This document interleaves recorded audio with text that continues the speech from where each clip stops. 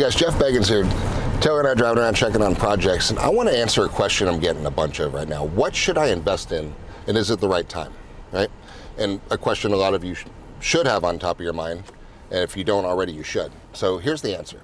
The answer is it depends on you, and depends on what you're actually looking to do, because there's so many different levels of investing in real estate, and it's amazing. So let's just go through a couple things, and I'm going to tell you, you do your own research, you figure out what floats your boat. I'll show you what I'm doing. I'll show you what my friends are doing. I'll show you what my investment partners are doing. I'll show you the opportunities and why I encourage everybody to come do it. I'll teach you how to do it, right? You just got to have the desire, right? You don't even have to have all the money. You just have to know where to find it, right? You just have to have a vision, right? So if you drive around, like I'm in Madeira Beach right now. We're driving around. A lot of you know this is where I like to do stuff. So this is a guy came into town from Ireland, actually, and he loves the area. He vacationed with his family. Ended up finding me from some content stuff. We started talking, and there used to be a house right here. And I said, buy that house, because it's actually on a double lot. And so he bought that double lot, and he's gonna spec a house, and builds on speculation, hoping a buyer buys it one day. So there's a little bit of risk in there. So he bought the lots. Interior lots right now you could pick up for about $300,000. Maybe you get lucky in the high twos somewhere, but they're just gonna go up from here, right? So this is kind of the bottom of it all. And so if you buy a little house like that for, a lot for $250, let's say, $300, then you put up a house. It depends on what kind of house you're gonna put up, right? So you put up a house, let's say you're gonna put up a 1,500 square foot house, a 2,000 square foot house, right? And it's gonna cost you $400 a foot to build that house. You're gonna do 400 down, 2,000, you're gonna put $800,000 plus a $250,000 lot. So you're in about $1 million. The question is, what are you gonna have at the end of the day? Right? You better be able to sell it for more than $1 million, or why are you going to go through the access and the energy and the aggravation, right? So you got to think, is there an end user buyer for that? And the answer is, I don't know, right? Because no one's really done that. No one's really specking homes on the other side of the street. I've got a lot of confidence that they will, if you don't build an ugly ass shoebox on stilts, right? And that's where people mess up, and they don't think about uniqueness and character and coolness and pride of ownership and what's braggable, right? And what's Instagrammable. What do you do? Is there a rooftop? Is there a cool outdoor kitchen out there? Do you have a cool hangout? Is there a hot tub up there? Is there a sauna? Is there a cold plunge? Like, what is the deal? Is it for vacation rental? Is it for personal primary residence? What is it, right? So there's so many questions as to what do you do. So he bought those lots and put a couple people together, friends of his together, and they bought the lot for cash, right, together. And now they own that land free and clear. So they're going to go to the bank. They're going to use that free and clear land as collateral to fund their construction loan. It'll take about a year to build the house, and at the end of the year, you hope you could sell it for more than you built it for, right? So that's kind of how that works out. So there's opportunities abound for that right now. But please don't build shoeboxes on stilts, guys. Just stop it. Right? It's just dumb. It's not going to end up playing well in the grand scheme of things. You got to do something different that people actually really want to go do. So that's that one. So that's that side of the street. If you look at this side of the street, this is one that just actually closed on. I think you saw some footage on this one. This was an old cottage situation. If you can ever find something like this, you've got option. This is actually 4 lots, right? 4 lots here. This is unique because this was a little vacation village, and it has a hotel license, and it allowed the ability to do short-term, nightly, weekly rentals on the property. So that's interesting. Obviously it doesn't look great right now, right? But it will. And so what's going to happen here is something different. Like, we spend so much time thinking about what's cool, what's unique, what's awesome, what's not here, so you don't cannibalize and you're not in competition with anybody else. So this one's going to be kind of like traveling back to old time Key West, where we're going to take this property and we're going to develop into something absolutely beautiful, and something that people are going to want to book and come stay on corporate retreats and family retreats and maybe little events coming down the ride. That's what people are going to be doing. So let's keep off to the right here. Another investor, friend of mine, Oliver, he bought this little blue house. This house, now obviously we're in a hurricane, right, post-hurricane, so you can either fix this house up or tear it down. So let's go through numbers. This house he bought on the water for about $650,000, right? Direct waterfront, first canal in from the Gulf of Mexico. Location's amazing, around the corner from Johns Pass, but it needs to go, right? So it's going to be torn down, and he's going to build a beautiful house here.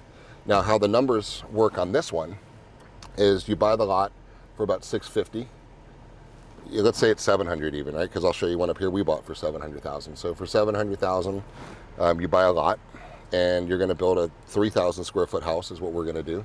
And a 3,000 square foot house, we expect we can build that about $1.2 million as our cost to get it built. So $1.2 million plus 700 is $1.9 million, right? On a beautiful home. So let's say it goes a little over budget, it's $2 million. So you got $2 million in a brand new 3,000 square foot house. What can I sell it for? That's the crystal ball issue, right? I'm fairly certain, because we're designing really cool projects or properties that are unlike anything else around, that I believe we'll be able to sell that home for about $3 million, right? If we did, there's $1 million in profit. That's not a bad day, right? And let's say there's only $700,000 in profit. That's not a bad day. Let's say there's only $500,000 in profit. That's not a bad day, right? So, but the whole heavy lift is you got to get the lot. You got to control it. This is somebody else right here, bought one, who's putting up a brand new house right here on the right. So this is where the money is, in my opinion, right now.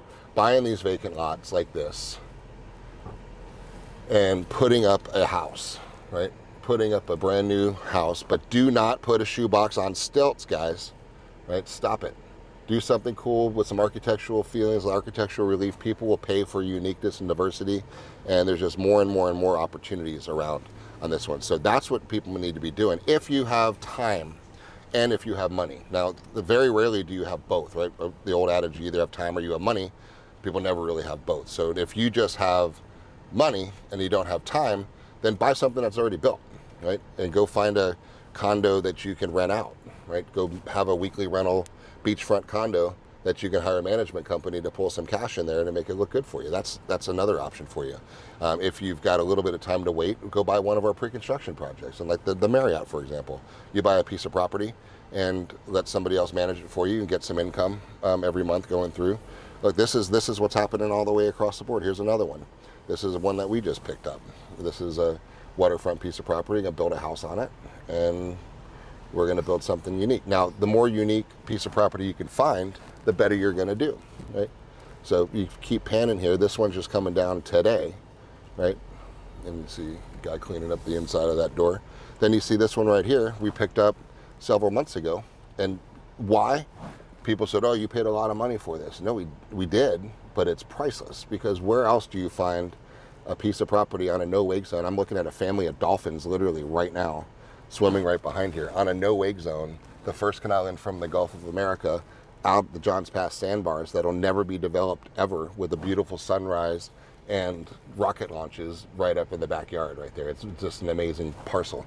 So either that, so you pay for uniqueness, you pay for something that's different, right? Because, and the end user will as well. So we're gonna put a 5,000-6,000 square foot beautiful property on that property, and we know it'll sell because there's gonna be nothing else like it. Why? Because we're spending a lot of money on phenomenal architects to design something that's so cool that there's no replacement property, no replacement view, no replacement structure, right?